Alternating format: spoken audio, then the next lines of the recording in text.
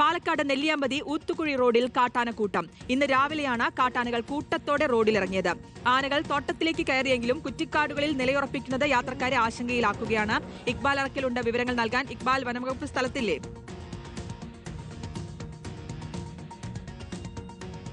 ശ്രുതി, ഇന്ന് രാവിലെ 11 മണിയോടുകൂടിയാണ് പാലക്കാട് നെല്ലിയാമ്പതിയിൽ ഇത്തരത്തിൽ കാട്ടാനക്കൂട്ടം ഈ ജനവാസ മേഖലയിൽ എത്തിയത്. നെല്ലിയാമ്പതി 33 kV സബ്സ്റ്റേഷന് സമീപത്താണ് കാട്ടാനക്കൂട്ടം ഇറങ്ങിയത്. നെല്ലിയാമ്പതി ഊത്തുക്കുഴി റോഡിൽ ഇറങ്ങിയ കാട്ടാനക്കൂട്ടം പിന്നീട് സമീപത്തെ ഈ കുറ്റിക്കാടുകൾക്കിടയിൽ തന്നെ നിൽക്കുകയായിരുന്നു. ഒരു കുട്ടിയാനെ ഉൾപ്പെടെയുള്ള കാട്ടാനക്കൂട്ടമാണ് ഈ ജനവാസ മേഖലയിലേക്ക് എത്തിയത്. അതുകൊണ്ട് തന്നെ ഈ പാതയിലൂടെ മറ്റ് യാത്രക്കാർ വാഹനത്തിൽ പോകുമ്പോൾ ഉൾപ്പെടെ കാട്ടാനകൾ വാഹനത്തിന് അരികിലേക്ക് ചിഹ്നം വിളിച്ച് എത്തുന്ന ഒരു സ്ഥിതിയാണ് ഉണ്ടായിരുന്നത്. ഏതായാലും വനവകുപ്പ് ഉൾപ്പെടെ ഈ മേഖലയിലേക്ക് എത്തി കാട്ടാനകളെ പിന്നീട് വനത്തിലേക്ക് തുരത്താനുള്ള നീക്കത്തിലാണ്.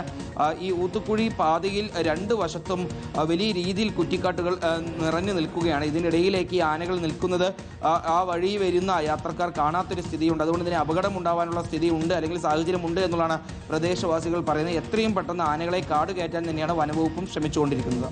ഓക്കെ, ഇക്ബാൽ അറക്കലാണ് വിശദാംശങ്ങൾ നൽകിയത്.